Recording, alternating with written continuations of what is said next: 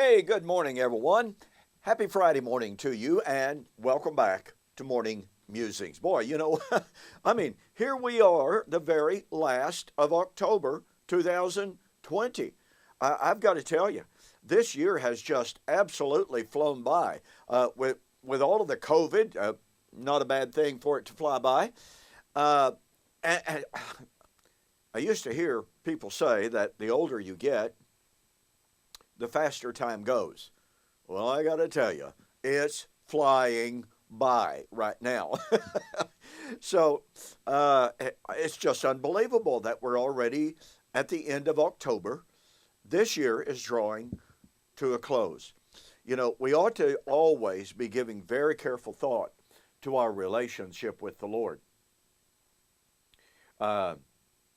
You would think that given the pandemic, just given the reality of our mortality, I'm one of those that as a young kid, to be honest about it, I never thought I'd live to be 50 years old. I just didn't.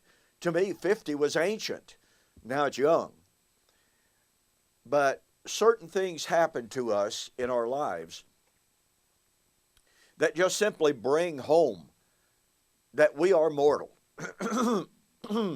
And that, as the psalmist said, 70 are the days of our years, and if by reason of strength they are fourscore, that is 80 years, they're soon gone and we fly away. We can be in the strength and the vitality and the power of youth one moment, and we can be gone. We need always to be thinking about our eternal destination. And this program here on NowTV has to do with eternal realities. It has to do with, is the Bible truly the Word of God, as it says it is? Pardon me. Listen, there are lots of religions out there that claim to be the Word of God, the final Word. I have been sharing with you for over a year now the challenge of Christ, that in contradistinction to all of the other religions of the world, that very, very often do not welcome and they do not invite open investigation, open challenges, open questions to their claims. Jesus said, remember? Remember the challenge of Christ? John 10:37 and following. Do not believe me for my word's sake, believe me for my works. If I do not do the works which my Father has given me, do not believe me. I've got to tell you, over the last couple of weeks, I have been corresponding with, on YouTube, on Facebook mostly, individuals that just openly deny the story of Jesus Christ. They reject Christ. Why? Well, because he never came like he said he was going to do. You know, it's amazing to me. I have had people acknowledge that Jesus was raised from the dead and then turn right around and say, but he didn't come when he said he was going to come. Do you realize that raising himself from the dead is the greatest miracle in all of the world, in all of history? How could he fail to come as he promised to come, not fulfilling that word, that prophecy in other words, and yet he fulfilled his prediction that he was going to raise himself from the dead? This is stunning. So, again, I've been sharing with you the challenge of Christ. I've been examining for the last little bit, for a couple of months now, 2 Peter chapter 3 and its prediction of the day of the Lord. I've written a book entitled, The Elements Shall Melt with Fervent Heat.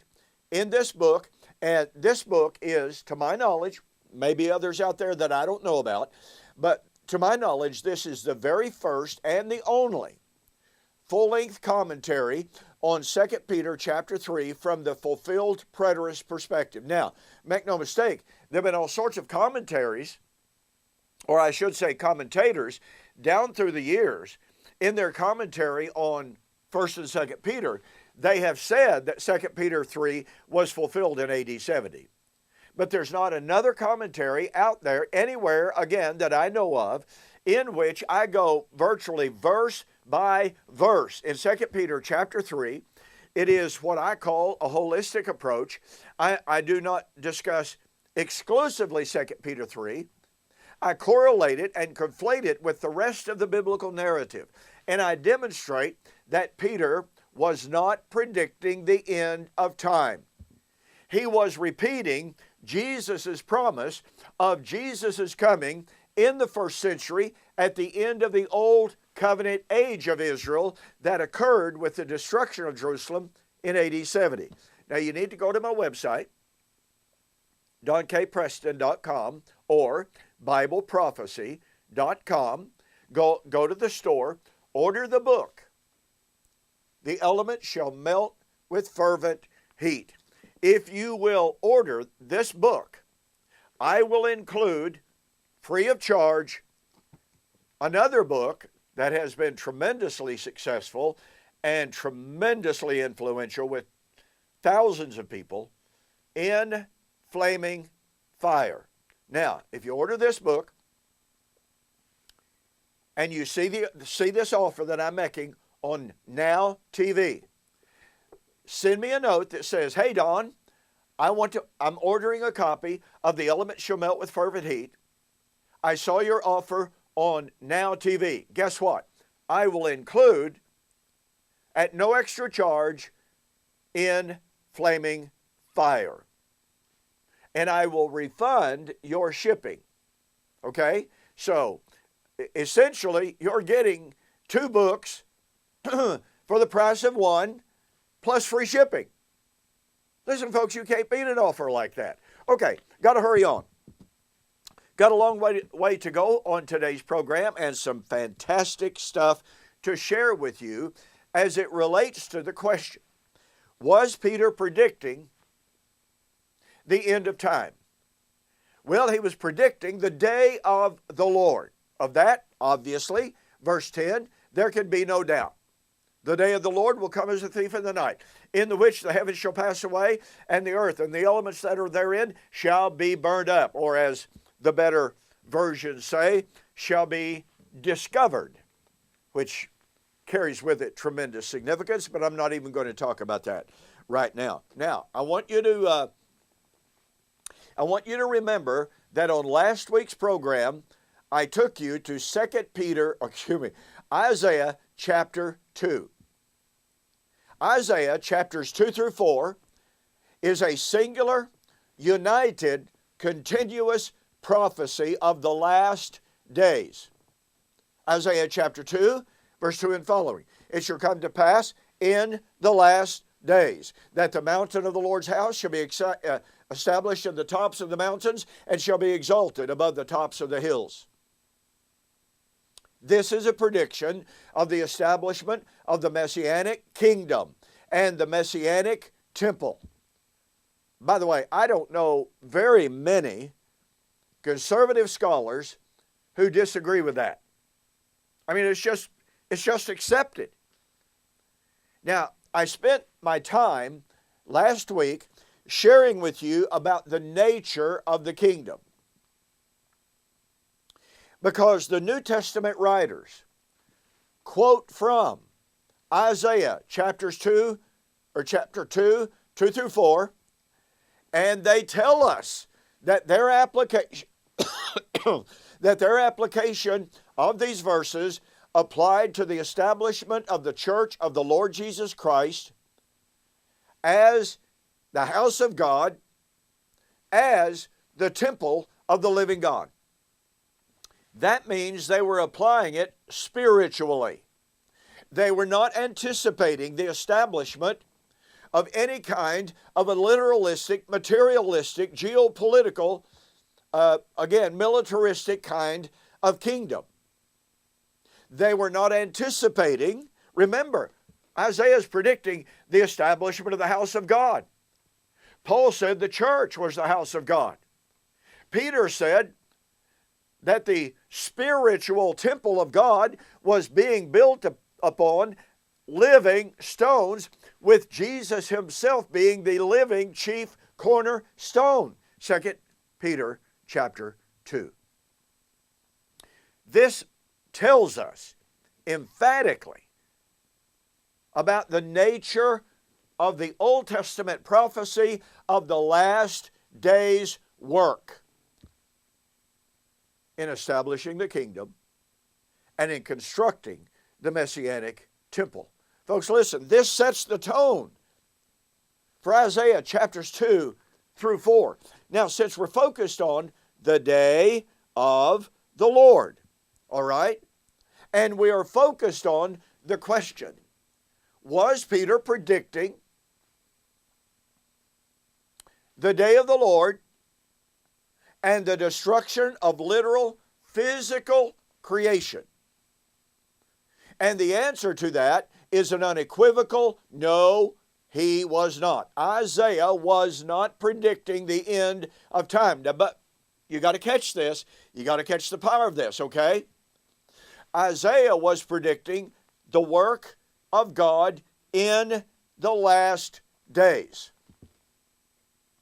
Peter is predicting the events of the last days. Now that means that when Isaiah talks about the coming of the Lord, the day of the Lord, in the destruction of creation, again, in the last days, and when Peter talks about the day of the Lord to destroy creation in the last days, then that means one of two things. Either there are two distinctly different last days periods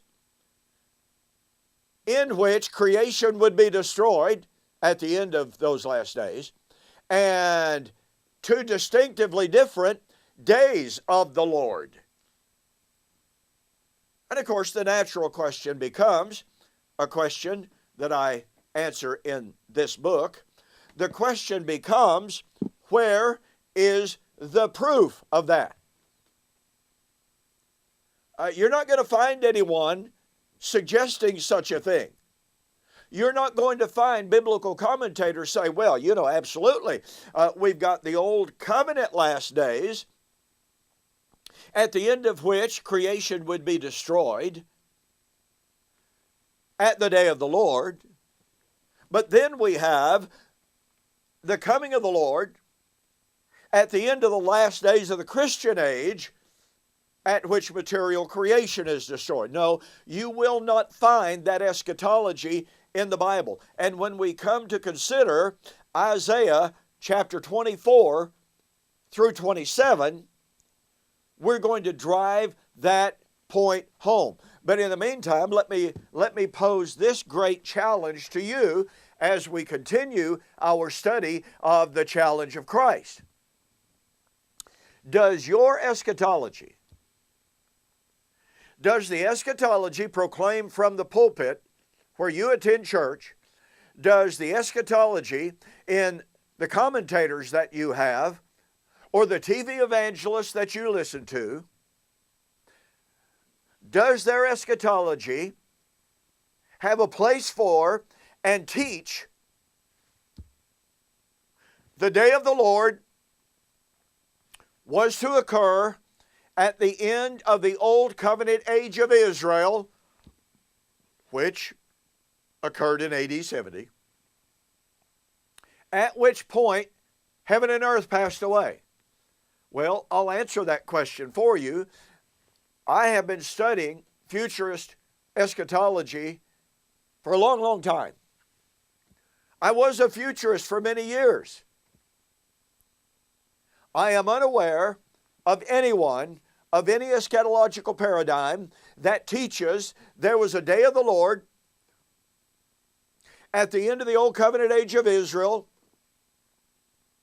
at which point of time heaven and earth passed away. Why?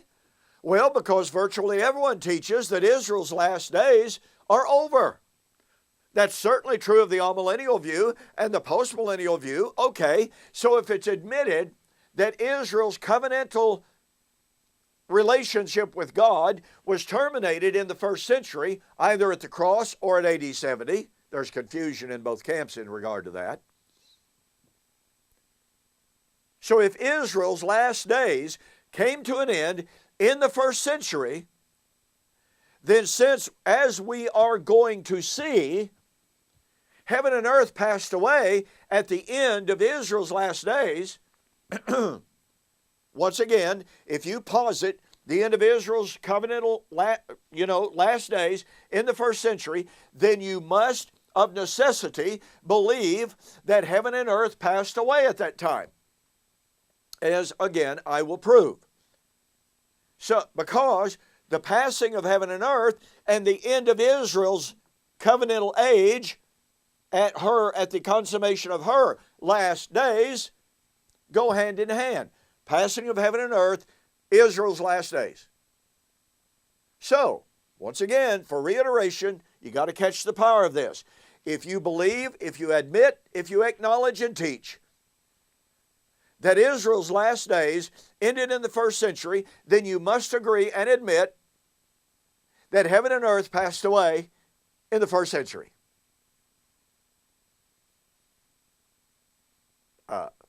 Literal, physical, heaven and earth pretty clearly did not pass away in AD 70. So, while, as we're going to see momentarily, while heaven and earth passed away, was to pass away at the end of Israel's Old Covenant age, at the end of her last days, and once again, if you admit that her last days ended in the first century, that necessitates the passing of the heaven and earth in the first century, and that means that you are going to have to agree that the language of the passing of heaven and earth was metaphoric, figurative, spiritual, apocalyptic, and not literal. It never predicted the passing of literal, physical heaven and earth. So, if you agree that Israel's last days ended in the first century, then since heaven and earth were to pass away at the end of Israel's last days, and again, and you agree that Israel's last days ended in the first century, then heaven and earth passed away at that time, meaning it was metaphoric. So that raises the question. If we agree that the language of the passing away of heaven and earth referred to the end of Israel's covenant age, then upon what basis do we say and we teach that at the end of the endless Christian age, literal, physical heaven and earth is going to pass away?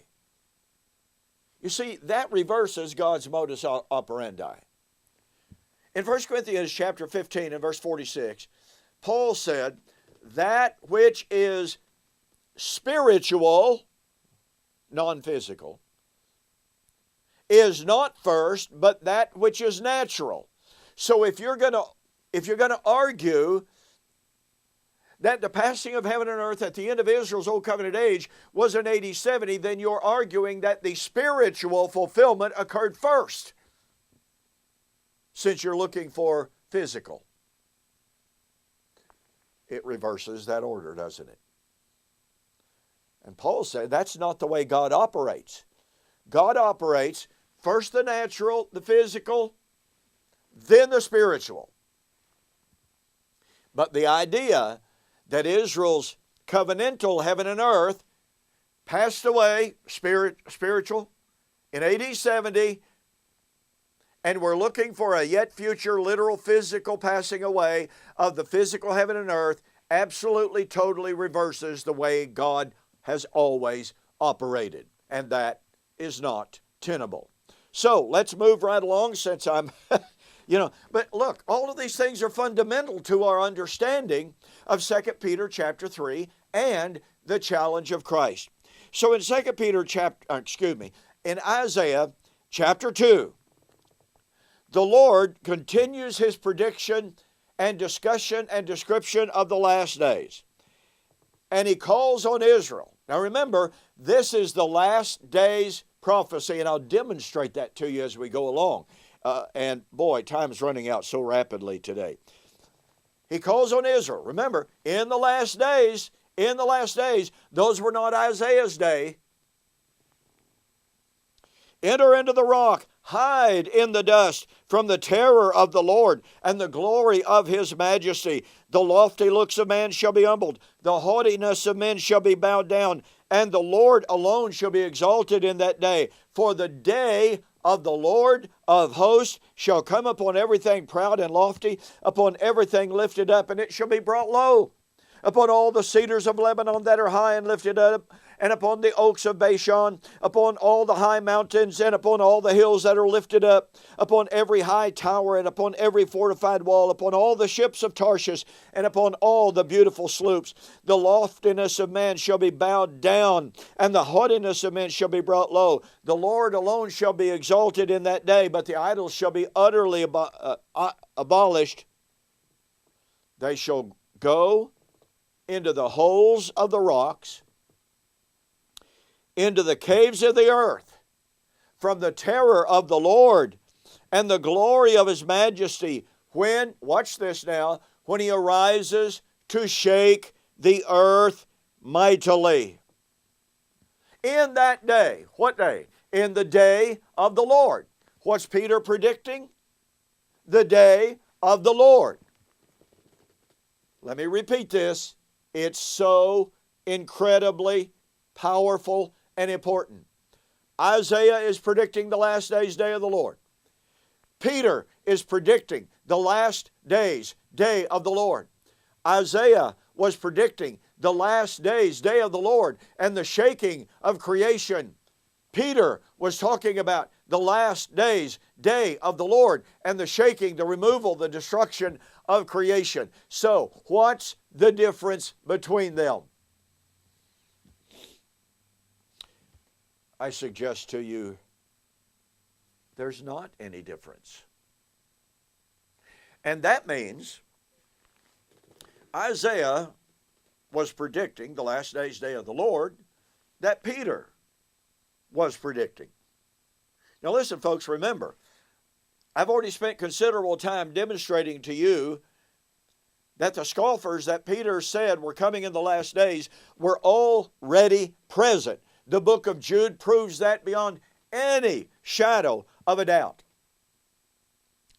So Peter was not talking about some far off event like Isaiah knew that what he was predicting was far off. And Isaiah wrote some 600 years before Peter did. So Isaiah foretold it for the last days. Peter foretold it for the last days, but said that what he was talking about was already going on. Which means, just as he said in 1 Peter chapter 1, 19 and 20, he was living in the last days. Again, he wasn't speaking of some far off event. Now then, here, I got to tell you, the very first time I discovered, really read, really understood the power of Isaiah chapter 2, it literally rocked me back on my heels. I almost could not believe what I was reading because, once again, folks, I was raised believing the last days, day of the Lord is an earth-burning, time-ending event in which Jesus, as a 5'5" Jewish man, comes out of heaven and puts an end to time, even though I could never find the term end of time in the Bible. What was it about Isaiah chapter 2 that just rocked me back on my heels? Well, let's go back to verse 10 of Isaiah 2. Enter into the rock, hide in the dust from the terror of the Lord and the glory of his majesty. Wait a minute.